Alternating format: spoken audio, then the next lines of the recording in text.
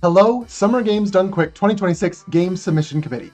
My name is Turtle Run 2412, and this is my submission for Pit People New Game Plus. Hello everyone, and welcome to the Pit People. Pit People is a top-down turn-based action game by the makers of Castle Crashers and Battle Block Theater. So if you know those games, you know how absurdly goofy this is going to be, and if you don't, well, this game is going to be absurdly goofy, so I hope you buckled your pants and are ready for an adventure.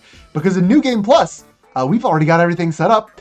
I'll explain what the setup is along the way, but I'm already ready to go. So without further ado, we'll begin in 3, 2, 1, go!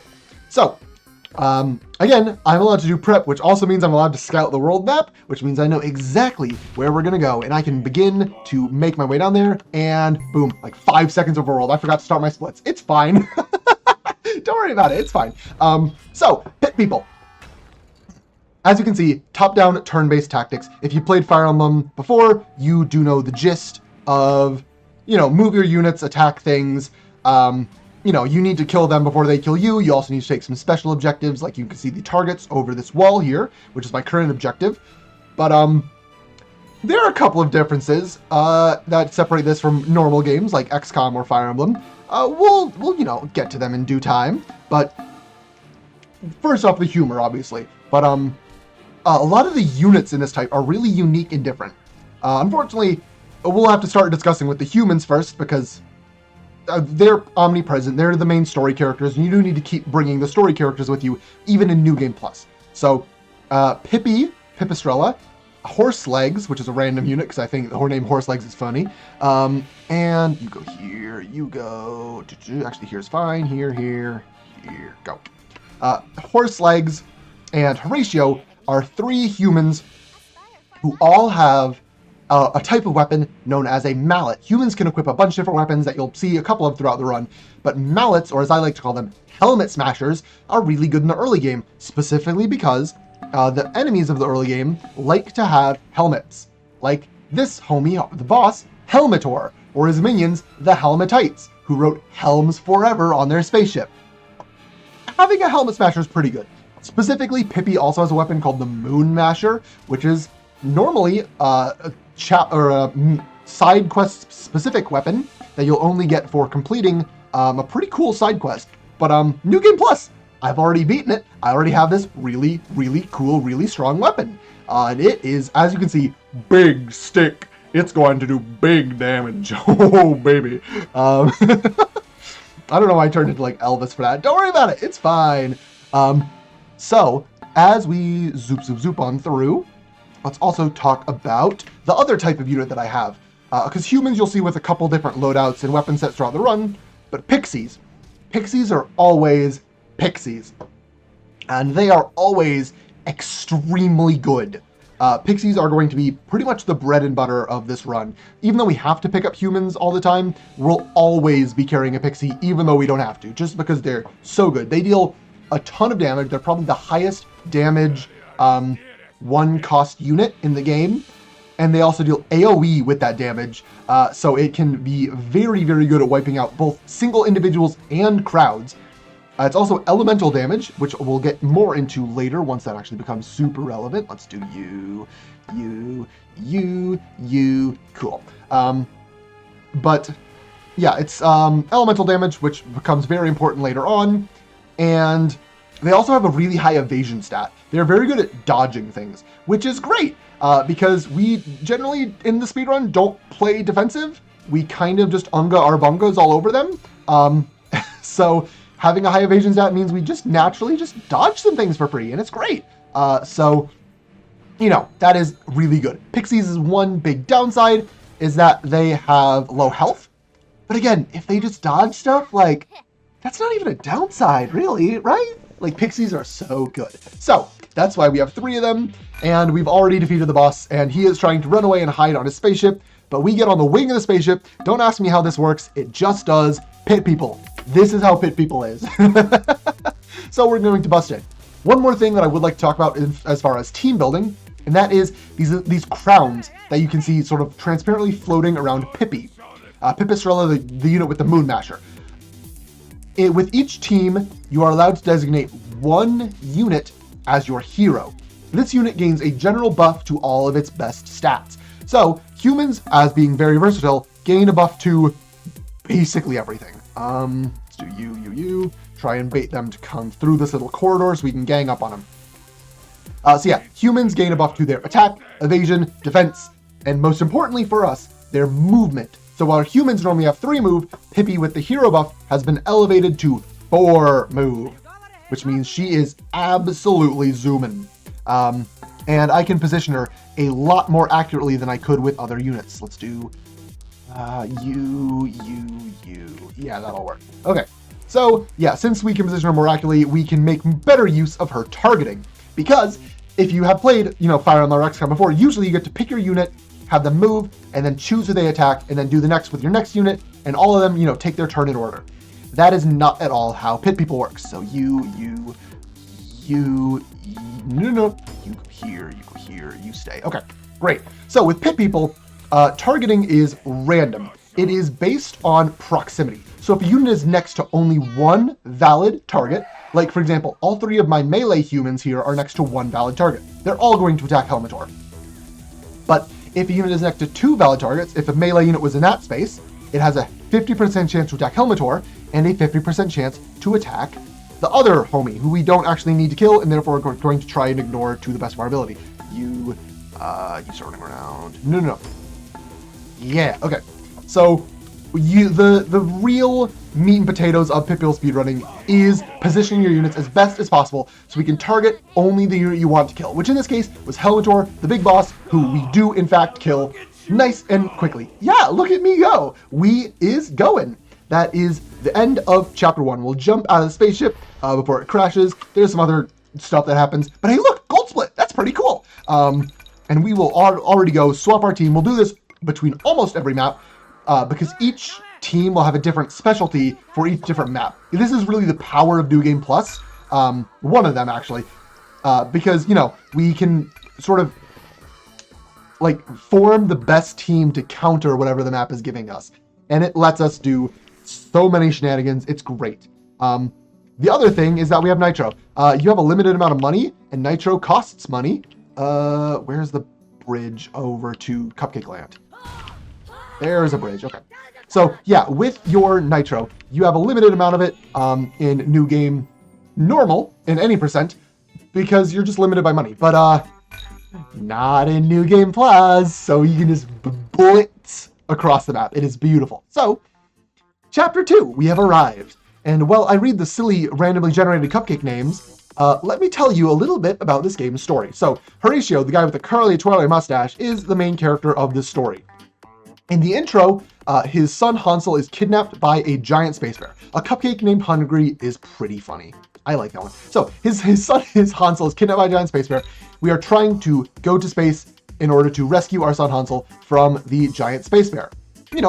That's reasonable. Unfortunately, because of Pippi's vengeance against that guy in the last map who turned out to be a bird, we accidentally destroyed that spaceship and can no longer use it. Oops. So, we need another spaceship. Luckily, our Blondie's friend here, Yosef, is a demi-cyclops, which means he has one eye in his face and one eye that can predict the future. Don't worry about it. Don't question it. It's a video game. Unfortunately, he lost his other eye and doesn't know where it is, so we need to find it. And the only person who knows where it is one of his friends, who's at the Bloodbath Lagoon. We know where his friend is.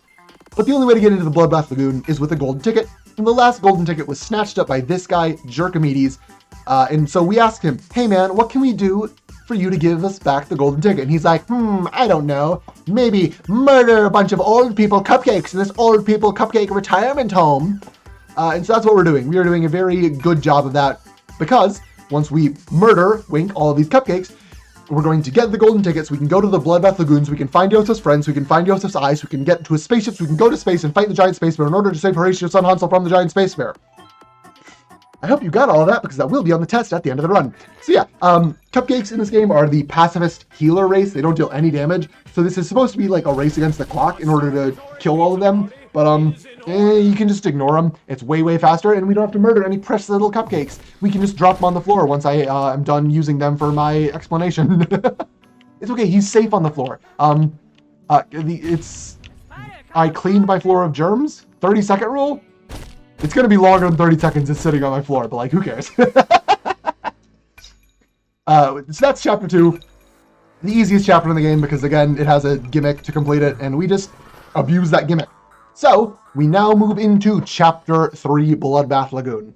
This is the only time we will not be swapping teams in between chapters, because, I mean, you saw the last map. We really did not need to do or think about or, like, try at all. Where's the bridge? There's the bridge. So, you know, because we didn't need to do or think about anything or try at all, we could just use whatever team we had on hand. And that means we're already set up.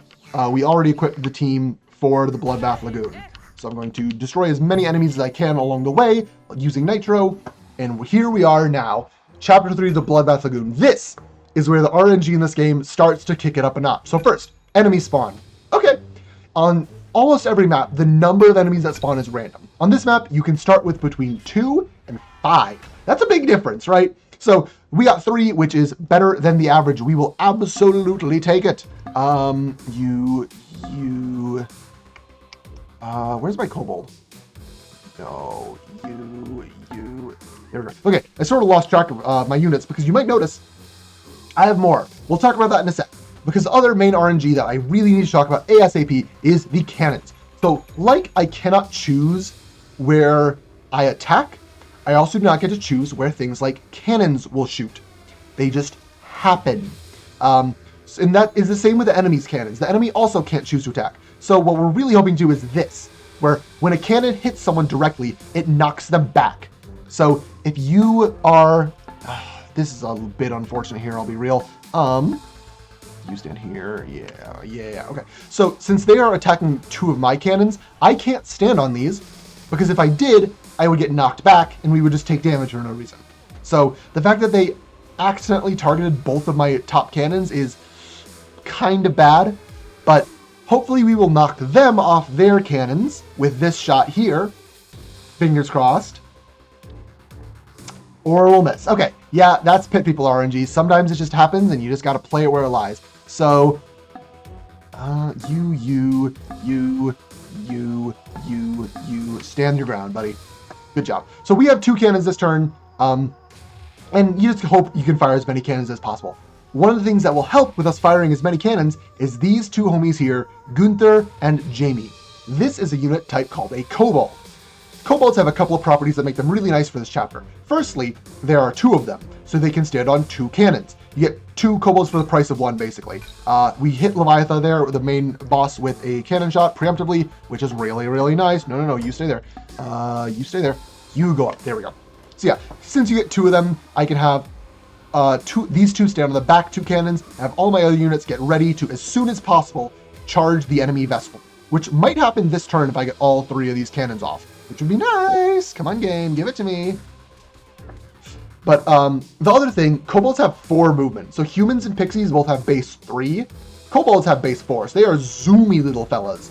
And that's great. We love when they go big zoomies on us. You stand here, you stand here, you stand here, you stand here. Okay, we're good. So they'll be able to catch up very, very quickly with the rest of the gang. And, you know, that's good. So yeah, Kobolds are quite helpful. We'll see them a couple times throughout the run. Even though they don't do the most damage, their utility is more than making up for it in many of these maps. So, after these cannons fall, because we're shooting them 3 times here, yeah, this will almost certainly break down the mask. And the in-game audience is going to chant CHOG. I'm going to chant, and I would love it if you chanted along with me. So listen closely here. CHOG! CHOG! CHOG! CHOG! CHOG! CHOG! CHOG! Oh, I love this game, but we weren't able to summon CHOG just yet. So if you missed it, audience, it's going to happen again soon. I would love it if you would chant and type in chat CHOG soon. CHOG, all caps preferably. It will happen again very soon after we defeat Captain Leviathan, the boss of this map. Blah, blah. So, Captain Leviathan is a type of unit known as a Gorgon. We're going to go 1, 2, 3. Perfect. And Gorgons are pretty big and tanky. They take up 2 space in your party, like the opposite of Kobolds, who get 2 for 1. Gorgons, you get 1 for 2. So she has a lot of power on her. She also, when you hit her, has a chance to spawn little baby minions that you saw and that they died because I have AoE, which is really good at taking out baby minions, believe it or not. So, you stand here, you go here, bop, bop, bop, bada boom, bop, pow. This should be more than enough to destroy Leviatha. Come on, one more hit, please, someone, do it. There you go, good job. Look at the kobolds, they level up together. It's so cute, they're besties, aww. And so now it's time to chant. Are you ready, audience? CHOG! CHOG! CHOG! CHOG! CHOG! CHOG! CHOG! CHOG! CHOG! CHOG! CHOG! CHOG! CHOG! CHOG! CHOG! CHOG! That's right, audience. From the deepest depths of the Bloodbath Lagoon, your chanting has summoned the one, the only, the CHOG!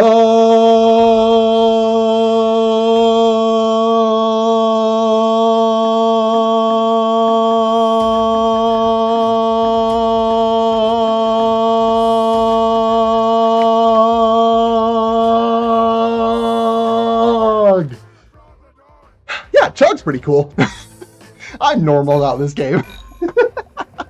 So yeah, CHOG is not Yosef's friend. This guy, Uvulor, is. As cool as it would have been to be friends with CHOG, well, we'll take Uvulor. He's a little wacky little dude. So, we are going to go up to Uvulor, and he is currently not cooperating. He's being a little bit of a stinker about, you know, saving a child from space. Like, come on, that's the plot. Why are you not helping with that, buddy? But it's okay. With the power of extreme violence, we can get him to see reason. Isn't that great? I love the power of extreme violence. So, yeah, we're going to beat up Uvulor and CHOG. CHOG's tentacles can be very easily taken out in one turn by my myriad of strong attacking options. Please, 2 enemies, that's 4. Ooh, that's a hugely disadvantageous number and pretty rare to see that many enemies. But play it where it lies, Squidward. We don't need to kill any enemies, we only need to kill CHOG. We will likely be killing these enemies on accident as I run past because, you know, my units will automatically attack as they run past. I can't choose not to attack. They lust for blood, and they will get it. So, we're gonna move you here, here. That confusion is so annoying. Oh. There we go. Let's talk about confusion and these enemies back here, who I am very much going to be killing and relishing in their demise. These are Octoclopses. Octoclopses are some of the most annoying units in the entire game to play against. They don't deal a bunch of damage, they don't have a bunch of health, but what they do have is status effects, just like this one. Okay, whatever. So the 2 status effects they can inflict, the first of them, I'm actually going to have Horatio do a murder, maybe to get a little bit more. Jimmy, you should go here. Sorry, I'm trying to think about this a little bit. Okay, that'll work. So, the status effects. They can inflict 2 status effects with each of their attacks. The first is called Confusion. You'll know that it's happening when there's a question mark flipping back and forth in between a unit. When a unit is confused, it has a chance to attack its allies next to it instead of only enemies like normal. So, leaving him back alone to fight solo isn't that bad because he can't attack any enemy or allies when there are no allies nearby, right? So, yeah, it's fine. We're gonna have you murder this one. The other effect, though, is much, much worse. It's called painting, I believe, in the game, and that's when the blue hexagon under Yosef turns red. He is an enemy for that turn. I do not get him to attack. He loses all DPS.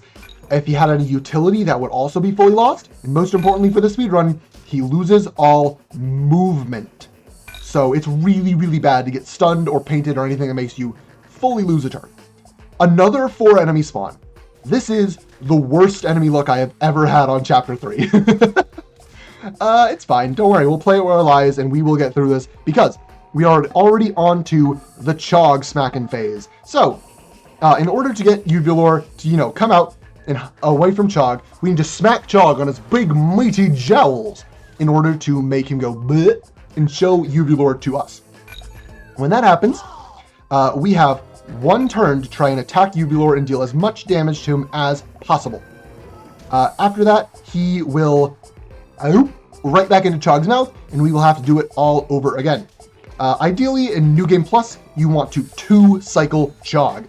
And that, even with Horatio dead, that is more than doable because we still have 3 Pixies. And if you remember, Pixies are Mondo damage. So this Kobold can't actually reach. We're just going to have it sit back a little bit. But yeah, Pixies are just going to absolutely explode Uvulor here. Boom, boom, boom. He is... Oh, we almost one-rounded him, actually. But it's okay. We'll still make it in one more cycle. So while we're doing this cycle, one last thing that I really need to talk about as early as possible, and that is how we heal. So cupcakes are usually supposed to be the healer race of the game. And if you're playing this casually, please pick up a cupcake. But again, speedrun, this healing is lame. We just want to unga bunga. So we ditch our cupcakes. And the only way that means we can heal is by leveling up. So when a unit levels up, they gain very minimal amounts of stats. But most importantly, they're fully healed. So you might see if I have a unit who's low on HP, I'll send them into danger intentionally to try and get them kills, which will get them to level up, which will get them fully healed. So, you know, that's always something to consider. If my units are low, I can just have them murder people. Yay! Which is often very fast to do anyways. Double yay! So with all my units here, we should be able to finish off Uvulor with these 2 Pixies are guaranteed to attack him. Yep, that's the beautiful Uvulor noise I know and love. That means that the chapter is over. Thank you, Uvulor. You're beautiful. So, we have defeated Uvulor. We do things to him. And he joins us. And now he can tell us where Yosef's eye is. Hooray! Plot advancement! Don't worry about the things that happened during that cutscene. It's fine. Play the game for yourself. It's great. I promise. So, we can now use our remaining nitro to head back to the village.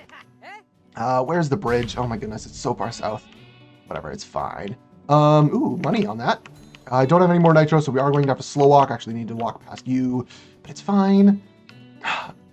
You can only carry up to 8 nitro at a time, so sometimes this just happens where you run out early and are forced to slow walk, but there we go. Chapter 3 is complete.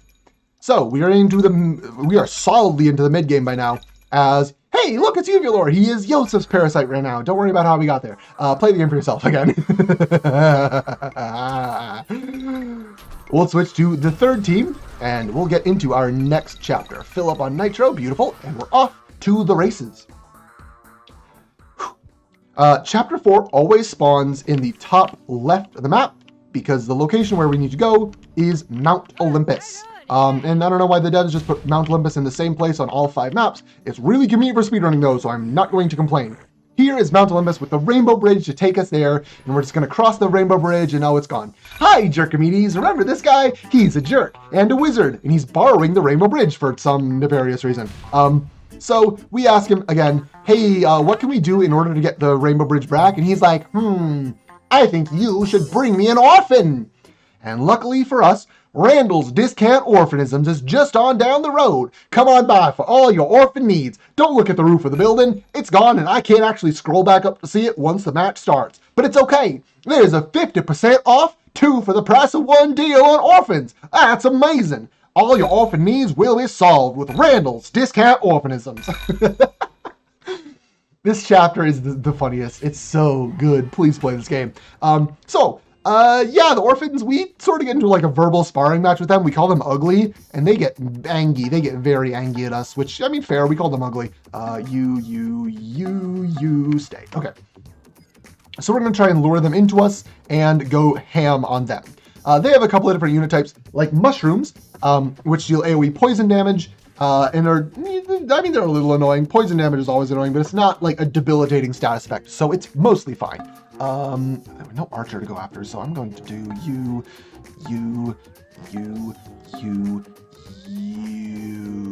there. Yeah, okay. I'm trying to sort of put up a defensive wall so they don't chase down Horatio, while also making sure I get big damage because another unit type, trolls. Trolls are weak to fire, and pixies deal fire damage. So having the troll just, or having the troll that is super duper weak to fire damage, it can just melt by putting pixies under it. The big thing with trolls is that they do heal slowly over time. So now that I've started damaging, I do really want to finish it off. But usually the power of 2 pixies is enough to do that before the healing can get really annoying. Robots, I should also mention, deal... The other one's name is Turtle? Oh no! I have to kill Turtle! No! How could this happen? No! Oh, I'm so sorry. I'm so sorry, Turtle, but you're a robot turtle. I'm a real boy turtle. And that means only one of us can live. Oh, 07 to the random named enemy Turtle. It's so dead. Oops. That's sad, but it's okay. Because we're still playing Pit People. Can I move you? No. Can I move you? What's the key of doing it? Here. Okay, there we go. So you, Pixie, blow up. You, Archer. Okay.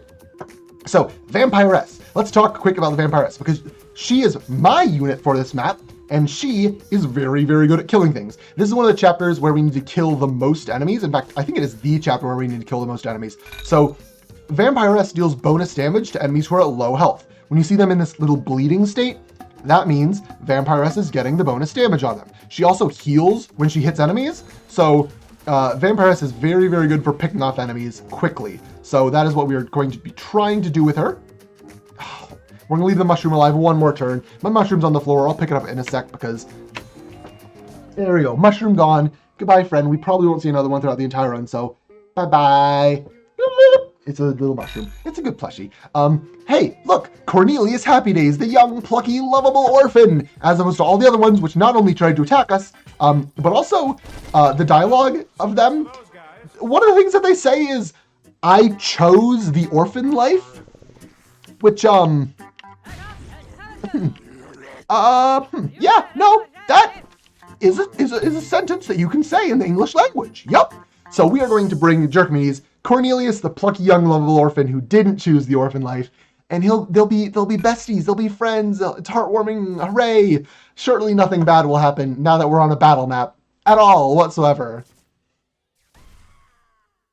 Oh, right. I kind of forgot. Jerkmedes said he wanted a fresh orphan, which also means exactly what you think it does. And since we didn't bring him a fresh one, he's mad. And is going to try and murder us to death, which, well, I guess we'll have to deal with that. So, yeah, we are going to have to fight off him and his minions. Let's move you here. I want you in a safe spot. You chase that. I do also want a safe spot, but it's like, whatever. Okay. So, yeah, we are going to be fighting off all of these summoned jerk homies. And with the caveat, though, that we don't need to kill all of them. We do not need to kill this one, and there is one other that we don't need to kill. It's not a specific one. It's just whatever one I choose not to kill is the one that gets to survive. So I'm going to try and intentionally set up certain enemies, specifically these 2 Cyclopses, which are big, beefy boys who are roughly the size of a barge. We're going to set them up so that we don't have to damage one of them. It looks like this one with the bacon strip. We're going to try and leave that one alive because we don't need to deal any damage to it. So, you know, that's nice. Hi, can you not have a spiderweb right there? That's really rude, homie. Can I sneak around? Yes, I can. Okay. So, otherwise, we are already getting very much up in their business, dealing very much big damage. Hopefully, can you damage this one and not? Okay, whatever, it's fine. All we need to do is kill now these 2 enemies, and this map should be over. Unfortunately, we are getting a little bit orphanized. This little jumpy thing with a baby rattle on the back, we'll talk more about what they are later. But that is a special boss, which is a special boss effect, which makes it deal more damage, or not more damage. It makes it turn your units into orphans, which is little baby fellas that can't attack and therefore lose their entire turn, which again, losing your entire turn in Pit People, kind of stinky, kind of no good, no bueno, but it's okay. We'll make it work. We will come around, hit you, and as long as we get enough damage off on Donner this turn, come on. He's so close. Yosef, do it, Yosef. Yeah! Okay, there we go. That is going to be the end of Chapter 4. Jared Medias goes, actually, you know what? You kind of did bring me an orphan. That's pretty rad. And I also heard that you destroyed a bunch of evil orphans, which is super rad. So let's call it water under the bridge. I'll put back the rainbow bridge and also give you a puppy. Yay, puppies! Puppy person is really important in any percent, but this is New Game Plus, where we already have all of our units pre-selected, so it does not matter whatsoever. We're just going to use, spoilers, more pixies. But yeah, I mean, we get Puppy Person for free, so we'll take him, why not, and head on back to base camp. There's base camp straight below us. I'll use another Nitro because Zoomies is very fast. We love going fast in the speedrun. And it is now time for... to dispose of this roach trap once and for all. Kidding. It is time to dispose of this roach trap, which means we're moving to another random spot on another random overworld map. Or it could be the same overworld map. That just happens sometimes. There's a 1 in 5 chance for it technically, but yeah, the 5 overworld maps, very big, very random, very chaotic, so I have no idea where we are, and I hope that we're in a good spot for Chapter 5, because if we're not, we'll just have to use some more Nitro, because again, New Game Plus is great because you just have more Nitro for free. Oh, this is a really bad spot for Chapter 5. We are in the opposite corner of the map. So I'm going to burn through a lot of Nitro on my way up there, but this is a really, really, really good spot for Chapter 7. So the RNG tends to balance itself out in that way because Chapter, what number is this? I just said it. Chapter 5 is always going to be in the big uppy left. Chapter 7 is going to be in the bottom right most of the time. So yeah, balances out wherever your spawn points may end up being. And now we come to Mount Olympus, where you'll see that my chosen team is one guy. It's just Yosef. Am I being turtle? What's going on? Chapter 5 is going on, dear viewer. Let's discuss. So, in Pit People's 7-chapter story, most of the chapters have 2 maps that you need to complete. The exceptions to this are Chapter 2, the Old Person Cupcake chapter, which only had a single map, easy peasy. And then there's Chapter 5. Oh boy. Chapter 5 has not 1, not 2, not 3, not 5, but 4 whole maps that I need to complete. It's a gauntlet, dear viewer. And the reason why there are so many is because the first 3 of these maps are stealth maps, where I'm only playing as Yosef, not fighting any enemies, just trying to get past alive. And while you might be thinking, oh, well, sorry, there's no RNG to these maps either, so you might be thinking, Turtle, that sounds kind of nice, actually. No RNG, most speedrunners like having consistent patterns that they know how to, optimize. And while that's true to some extent, I think the real joy of Pit People is in the chaos in Unga Bunga. It's like a randomizer, in effect.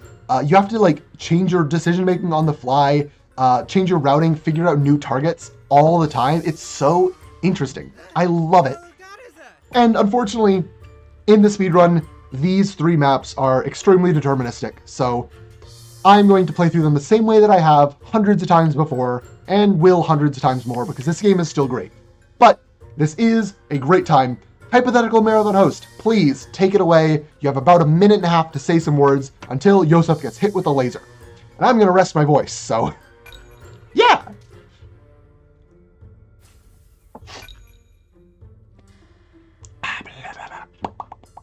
I'll hydrate too. That's, hydration good. Where's my... I'm out of water. Oops. We'll drink apple juice instead, which isn't as hydrating, but whatever. It'll be good for the throat.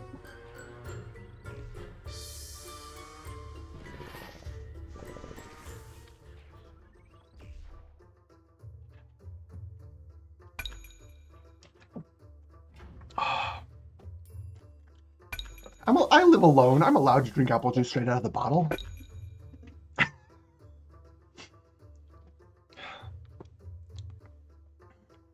Yeah, I should refill my water bottle, although that's probably...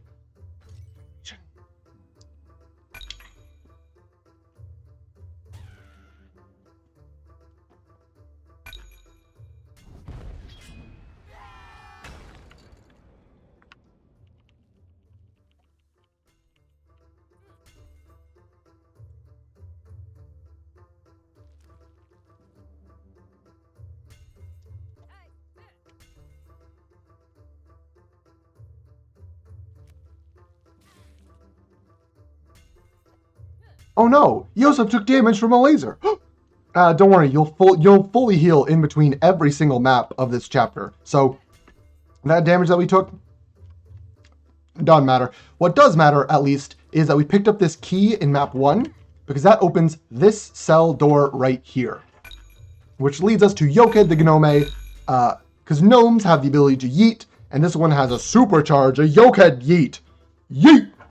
And will blast us straight to the end of the chapter. Casually, this is a very cool map with 3 different puzzles that you have to solve. But you know, speedrun, lack of RNG, we're just going to skip it. It's way faster, so thank you, devs, for leaving that in. Now back to you, host, for about 45 more seconds until an enemy with a red hexagon appears. Go for it. And again, I'll rest my voice a little bit.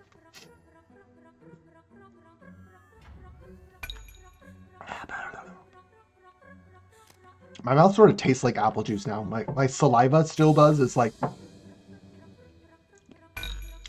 I should drink water. Oops.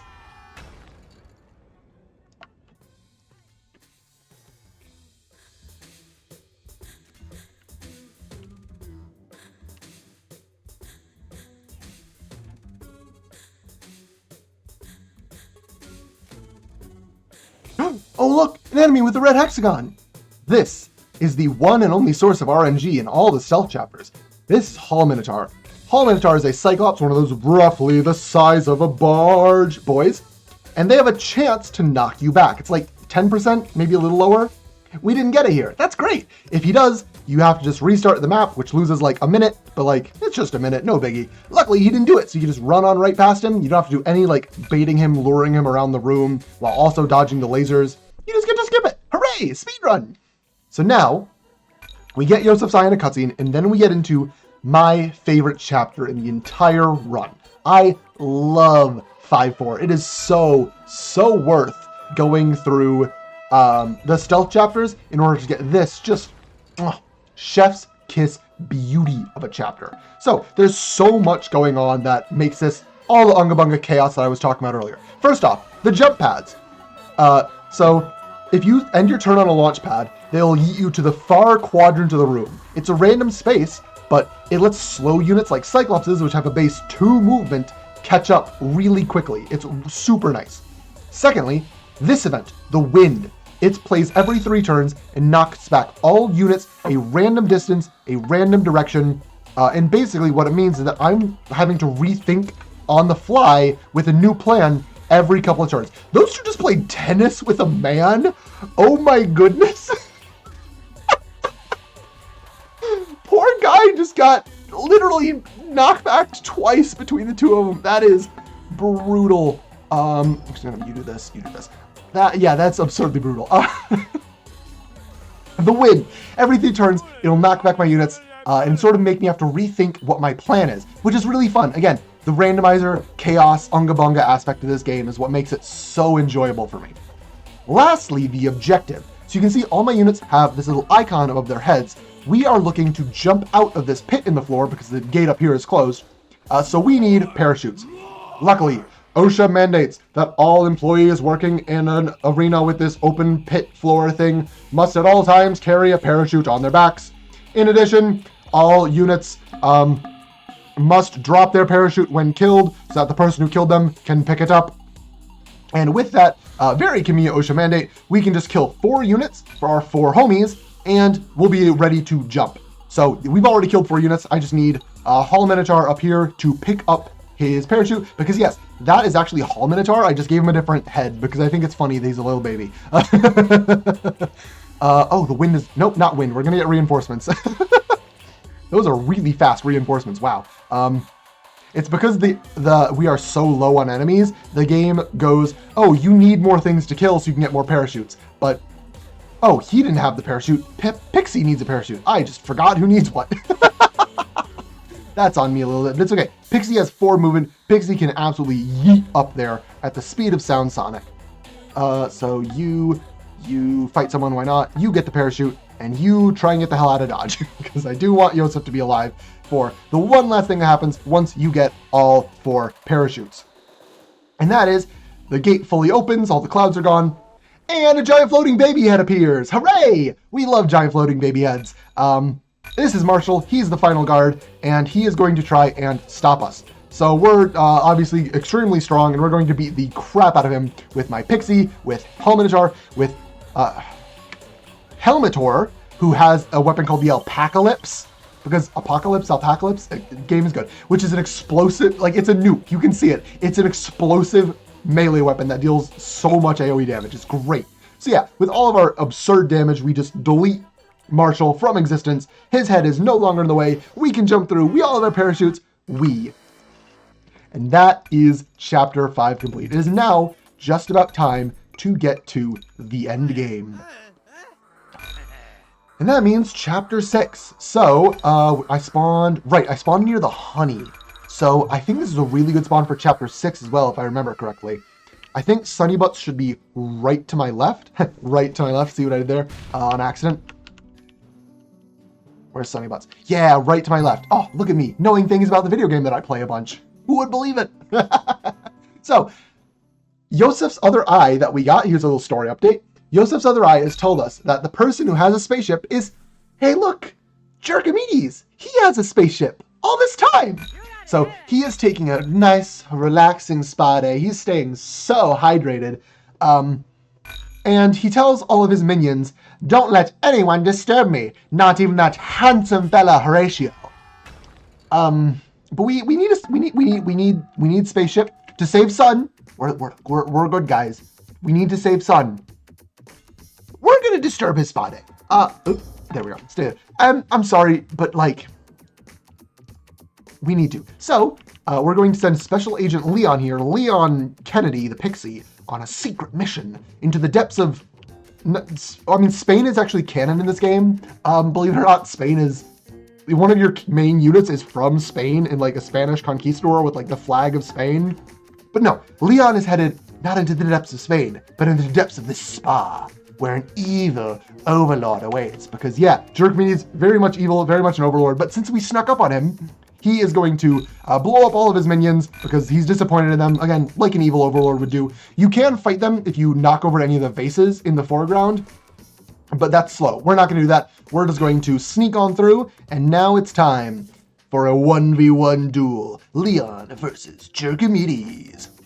And Jerkomedes, he's a jerk, all right. He has a lot of mechanics that make him really annoying to fight, some of which are circumvented by a 1v1. So first off, the first time any turn he takes damage, like that, he teleports, like that. It is a huge AoE that he can teleport in. It's basically the entire top half of the map. So if your weak unit hits him, for example, he teleports away before your strong unit can hit him, which is bad. So we use one unit to sort of mitigate that. Another thing that's bad, as you just saw right there, is that Jerkomedes has high evasion. He is a double team spammer. Like, come on, bro. Don't be like that. So we do have to get a little bit lucky. That one isn't mitigated by only using one unit, but we also have decent evasion, as you can see there. Good job, Leon, juking him out, parrying his attacks. And unfortunately, Jerkomedes just evaded right back because, oh goodness, Jerkomedes. The last thing that he does, he has a couple of different ways of inflicting the confusion condition, which means you could attack your allies. So only going up there with Leon means there's no chance of friendly fire happening, and we hit Jerkomedes 3 times. That's all we need with a powerful pixie like Leon, and he is going to poof on out of here. Wait, hold on, we didn't get the spaceship. We forgot to ask him for a spaceship. So we're gonna go chase him. He is going to go to his house where he lives, and we are going to follow him and break into his house where he lives and demand that he gives us a spaceship. We're to save a child. We're trying to save a child. We're the good guys. I promise, I swear. I pinky promise, chat. We're so good. But, oh, I didn't know you could actually nitro those guys. I thought they were invincible. Well, good for us, because we don't have to fight one of those elite units. Those are really strong, and we don't want to touch them. So instead, we're going to blitz on up to the Jerk Dome, where he lives. And again, we're good guys, so we're just going to have a nice, casual conversation. And And I'm sure he won't spawn between 4 and 7 robots alongside of him. And we really want this to be a low number, please. Ah, it's 7. That's the maximum. Oh, no. This is the scariest situation you can be in Pit People speedrunning. This is the scariest map, and it has just gotten the scariest enemy spawn. So, wish me luck, chat. The reason why these robots are so terrifying is because robots deal elemental damage. They deal electric damage, which is good against pixies. I have 2 of them, and they are some of my best damage dealers. So, if the pixies get ganged up on, I can say goodbye to my soul. It's very not good. We need to keep some pretty tight formations here. But the robots can teleport. So they really like to just like sneak on behind you and just ruin your day. Leon is actually in a lot of trouble here. These homies are in a much better position, specifically because Horselegs has an acid weapon, which deals bonus damage against robots. And Captain Leviathan, do you remember her from Chapter 2? She also spits acid when she's at a range from the robots, which, again, acid deals the bonus damage. So it is very, very nice to have her able to get that bonus damage off when we need it. Leviathan, can you move here? Okay, we're going to move here. She also does have a weapon. You've seen this weapon plenty of times throughout the run. This weapon is called Safety Last, because this game is great. It's an explosive sword, much like the Alpacalypse, except Alpacalypse can only be wielded by Cyclopses. Safety Last can be wielded by anyone. So, you know, we put it on Leviathan, and she makes things go kerplode with her TNT sword. It's so good. So, boop.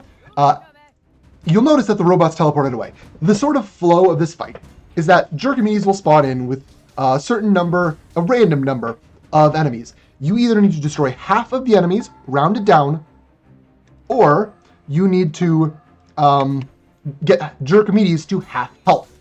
So neither of those things is super easy, especially since Jerkamedes teleports away the first time he's hit. But once you do, the enemies will teleport pretty far away from you, and you have time to destroy 4 machines in the foreground as fast as possible. Once you do, the phase will end and all of the robots are gone. I no need to worry about the double damage on all my pixies. Oh, huge sigh of relief.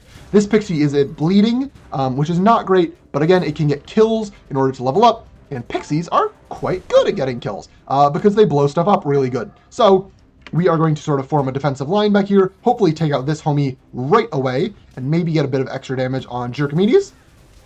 No, okay. It's fine. I don't know how he lived, actually. That's good job, Precipitation, but you're going to die next turn. So yeah, this will repeat. So again, we have to destroy half the enemies rounded down, or get Jerkamedes half health. I'm going to try and get the Pixie to get the kill. That would be really nice, because that way it can get the level up, hopefully, and get to full health. But hopefully I'll be able to take out 2, 1. We can take out this one? No, not yet. Wargasnorg. Oh, that's a great name. But once we take out this human, these 4 machines will be next on the docket. And until those 4 machines are down, once again, this is the good time for hypothetical marathon host to use their words to tell us some cool stuff. Go for it, marathon host. You're cool. Yeah, I'm gonna rest my voice. No level up on Pixie. That's kind of sad, but oh well.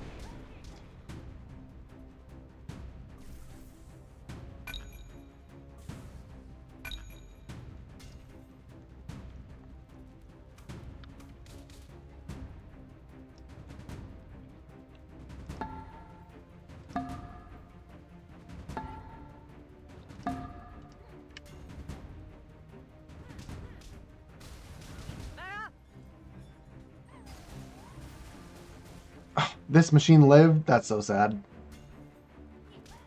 That might get Pixie the chance to get this kill. Yeah, I'm gonna let this Pixie get that kill. That's great, actually.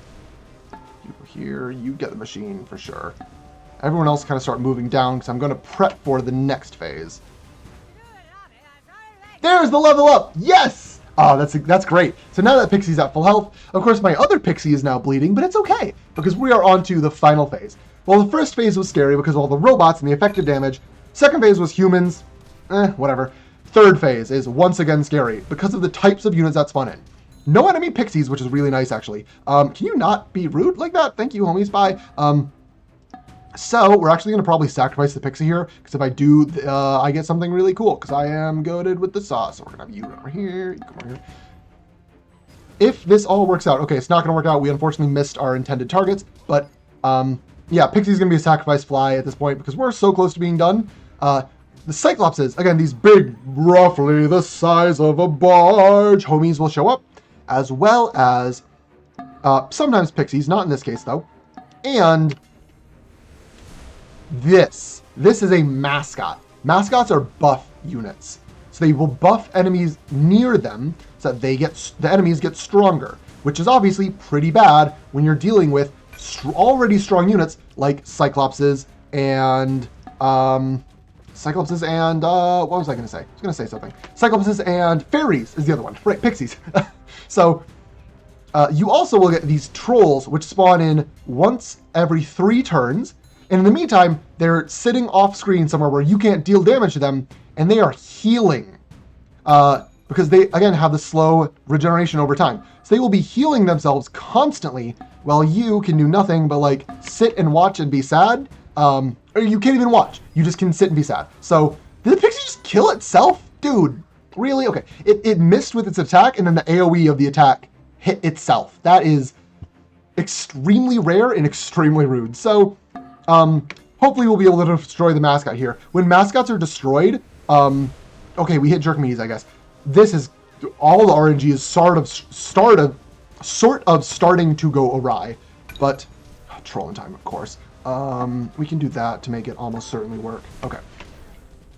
Please hit this.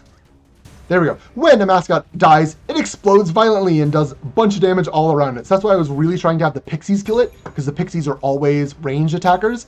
But Leviatha can also do the job so long as she actually targeted the right thing, which finally happened. Ugh. So now all we have left to do is destroy 4 consoles. 1, 2, 3, 4. And then this chapter will be over. It usually does go better than this. I think we got some... That part 3 was rough. This phase 3 did not go the way I want it to, but that just happens. That's just how the cookie crumbles sometimes. And with pit people, you have to play where it lies. We will still definitely come in under estimate, which is 108. I don't know if I mentioned that in the very beginning, but estimate 108. So, Jerkimedes teleports away. He teleports into the center of the room once again, as if he's going to start another phase. But before he can, boop, he gets hit by a rock, and his hat falls off. And in the lore of the game, when he has the hat on, he is an evil jerk wizard. Without the hat on, though, he is an evil wizard, not jerk. So now that he's not a jerk, he's just normal evil. We ask him if we can use a spaceship, and he's like, yeah, sure, why not? That sounds like fun. So he will let us use his spaceship, which is actually his house, which is what we've been destroying. We almost destroyed another spaceship, but luckily it has a self-repair function, so we'll be good. We'll be fine. The spaceship will be fine, and we can get to the giant space bear in order to save our son Hansel from the giant space bear. So, one more trip back to home base, which is down here somewhere-ish, approximately. I'm out of nitro now, but we should be... Where's the home base? Is it over here? Okay, I definitely went down the wrong side of this giant honey river that's right here. Oops, that's my bad. But it's okay, it's okay. Home base is right here. And we're in a really good spot, like I mentioned earlier, for Chapter 7. So, 2 minutes of time loss. Yeah, that's what that Phase 3 was. But now, back on the road, grab our quest, grab our buckets of nitro. Let's roll out. The Jerk Dome always spawns on the bottom right for Chapter 7, and this spawn point is basically the furthest bottom right you can get on this map. We might be able to make it in 2 nitros to this location. You want to save at least 5, hopefully 6. So getting there in 2 nitros is perfect. So that's exactly what we're gonna do. I might even, yeah, we're good. 2 nitros, bam, and we are there. Yes. Don't know why it wasn't registering my click, it's fine. Pit people, we do see a bunch of the friends that we made along the way. The Helmetites, yay, they're buddies now. The CHOG homies who are like, y'all, you did such a good job beating up that CHOG. You're really cool. We're going to help you. So I also did a bunch of side quests because New Game Plus, which gets you other allies that are even better equipped to handle the fur on the bear. So they all come with us. You can see them in the dark. That's a tint? Another tint? No way. Okay, hold on. Tints are like the shiny Pokemon of this game. They are quite rare to the point where I usually see like one tint maybe about every 20 runs. When I did a practice run for like literally an hour ago, I saw 2 tints, one of whom was an ally on this map. One run later, there is another tint as an ally on this map. What on earth is this RNG? That's so cool. This is a shiny Pokemon equivalent find. Oh my goodness, that's so cool. I'm sorry, I'm a little freaking out. That's so cool. But to talk about the chapter, this is the bear, the final chapter of the game. And bears, as you know, are covered in fur. And as you also know from my explanation earlier, fairies deal bonus damage to fur. So yeah, all this fur that's in our way, the fire damage from the fairies, as well as the AoE from the fire damage from the fairies, just rips and tears through this chapter. Fairies are so good. So that's why our loadout is 1 human you're required to bring Horatio, because this is his son that we're saving. He has a fire poker, so he does deal fire-based damage. But then we have 5 pixies. Pixies are so good. So yeah, no, this chapter is going to be over in a breeze. See, you go here. Unfortunately, we did get pretty harshly knocked back there, but no worries. Everything should be clearing up in just a moment. Notably, these bombs have a chance to spawn when a fur is destroyed, and they deal a boatload of damage to every tile around them. Notably, pixies are slightly resistant to that damage, because it's considered fire damage, and pixies are resistant to their own fire, but it is still a lot of damage. We don't want to just tank it. So I will be avoiding those bombs like the plague.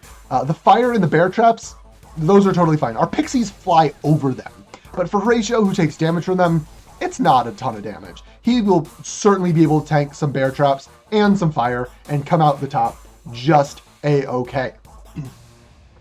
So we do spawn the mini boss for this map. This unit looks like a troll, but it's not actually fur, that's just a costume. This is a mascot, like the explosive units from last map, the buffers. So we don't want to kill this thing because it will violently explode, and like those bombs, also possibly just straight up take out a unit for no reason. You move this way, you move this way. Good. Okay, so yeah, our entire goal is not to kill anyone. In fact, you can complete this entire chapter as a pacifist, if you're really lucky. But this fur is blocking this star. That is what we are trying to hit. So, pixies, again, which just tear through fur, we just want to get them up here as fast as possible. I basically do not care about any of these enemies unless they body block me. But if they're not going to body block me, whatever, they can go live their merry days trying to murder me and failing to murder me because I'm a speedrunner and going fast. So, as you can see, the AI back here is not all helpful. Our friend the Shiny, where's the Shiny? Where did he go? Oh, there you are. How did you get so far back? Whatever. Shiny's going to be a little shiny homie. I don't know what he's doing. But yes, now, as you can see, we just destroy this fur. And so the big thing with Pit People speedrunning is just calculating where you have the highest odds. Because pixies with 2 range have 12 possible tiles that they can attack. I want them to be attacking the star, and only the star. So the best spot for the pixie is right here. Yep, it has a 1 in 3 chance to attack the star, and only the star. So once the rest of the pixies get up, I'll be calculating quite a lot, trying to figure out every single position that they can go in that has good odds of hitting the star. Because yep, it's already about, well, what's that, like 3/5 health? We should almost certainly be able to take it out in this turn, as a matter of fact. So yeah, no, Chapter 7 flies by so fast when you're using 5 pixies. Oh, pixies are beautiful. A chef's kiss for the pixies. So we're going to do 100%, 100%, 100%, 100%. We're going to have everyone nearby. Never mind, they got knocked back. That's sad. Oh well, we'll still play it where alive, Squidward. We might still be able to get it through, depending on the damage that these homies do. Come on, this pixie right here, this eyeball one. No, it turned the wrong way. Okay, one more turn. Whatever, that's fine. Pit people is just gonna pit people sometimes. That's just how it be. But it's okay. So let me slightly raise the voice. And we do unfortunately have to say goodbye to the shiny. I don't have any Pokeballs, for lack of a better term, to catch the shiny. And even if I did, that's an ally. So I can't like capture the ally shiny. It is already like on my team, but it's not like my team. It's like, this would be like if you got into double battle with your rival and your rival just had a shiny. Like, absurd. I don't know what to say about that. That's so funny. But yes, okay. That is Chapter 7 Map 1, and now we are on to Chapter 7 Map 2, the final map of this run, where our allies are gone, but again, they were kind of useless, even if the shiny was really cool. He was kind of useless. You saw how far back he was. Like, man was just the biggest coward, just did not want to join up with me. Like, guy, homie, whatever, shiny. We will be moving on with just our 5 Pixie Explosion Squad and Horatio. And there's something I'm going to try and set up for, because I have advanced knowledge, because I've played this game way too many times. I know exactly what is going to happen on the next turn. So I'm going to try and send my units to specific positions as best as I can. That bomb is kind of annoying, but we'll make it work. Is that a second bomb? No, okay. So I'm going to try and position my units. Are you going to move here? You are. That's rude. That's quite rude. But we'll make it work. Basically, I don't want my units in certain positions by the end of this turn. So you're going to need to back off. You're going to need to come over here, here, here. All right. Oh, that's a bad spot. Oops, I messed up with one of them. But it's okay. We still have 4 more Pixies and Horatio, because at the end of turn 3, or at the end of player phase turn 3, reinforcements spawn. We don't care about them. Again, you could be pacifist if you want, but the lawnmowers. These will take out all fur in their path and knock back every single unit. So these paths are now completely clear for me to run straight down. Unfortunately, the enemies can still body block, so this Pixie is going to get body blocked. And this one back here that oops, my bad. I let that one get knocked back. That is on me. I'm so sorry, buddy. But everyone else will very much be ready to rip roar straight to not even the final star. This fur. That's all we need to hit. If a lucky Pixie shot from here can hit that, or from here. So you prepare your butts. It's not time when we hit that. So, but yeah, we are very much coming in to the end of this run. It is going to go by in the blink of an eye. There is one more wrinkle that the game is going to try and throw at me, though. So let's introduce us all to the final boss of Pit People, who, again, you don't need to kill, but she's a threat. She is most certainly a threat. This is Ursa Major, the Troll Mom. Troll Moms are raid bosses. Like you can see there, they stand on 3 spaces. If you try to put them in your party, they take up 3 slots in your party. They spawn little minions every single turn, and they have a lot of HP. However, they are made out of fur, and thus they are weak to fire, like Pixies. Also, Pixies deal AoE, which means they can hit multiple times in a single turn. Pixies melt Troll Bombs. They are probably the hardest counter in the game. It's so strong. Unfortunately, you're not even going to get to see it because we're going to ignore the Troll Mom. We just need to destroy this fur. The Troll Mom gets to live. Hooray, moms! And hooray, bombs, as you'll hopefully soon see. This bare hand knocking us back is annoying, but with a little bit of luck, did I just hit something metal? It's a bomb! Hooray! The bear blows it up, and through some cutscene magic that we are not going to see, we do get to time travel back to the intro to this game.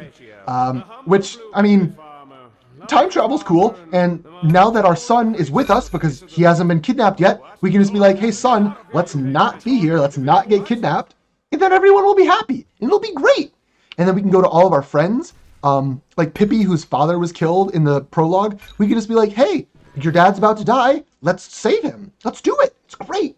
Everyone gets to be happy. Hooray! So we also can use Nitro in this section. You're not supposed to use Nitro in this section, like in the intro you don't have it. But for some reason, despite the time travel, you keep your Nitro from the overworld before. So we have 6 Nitro to use, and that makes this slow walking segment not a slow walking segment. And in fact, time is in 5, 4, 3, 2, 1, now. Gold split! Gold split! Yay! Oh, I got a shiny and a gold split. That's so much fun. But yeah, that is Pit People New Game Plus. This is such a fun game and such a fun category. I love it so much. So please consider this for Summer Games Done Quick 2026. I'll give shoutouts as well. Shoutouts to Enzo, who is this game's best Tint Hunter or Shiny Hunter, who I'm immediately going to tell about that. Second in a row, Ally Tint in the final chapter. What is that even? That's so rare. That's so cool. Shoutouts to Huffnut, who is the only person who is base enough to know about this game before I told them, or the only person who I've met who is base enough to know about this game before I told them. So shoutouts to Huff. Shoutouts to my cousin Bebro, who I forced to play this game with me casually over the pandemic in 2-player co-op mode, which is really fun. And then I forced to speedrun it, even though he's not a speedrunner, so we could do a co-op any % run and get that on the leaderboards as well. So thank you, Bebro, for being awesome and letting me entice you into playing this video game. As the bear slowly vibrates closer to the screen, I am now going to say sign off for realsies. Twitch.tv/TurtleRun2412 is where I can be found. Metroidvanias, silly games, Pit People! Yes! Oh, my voice.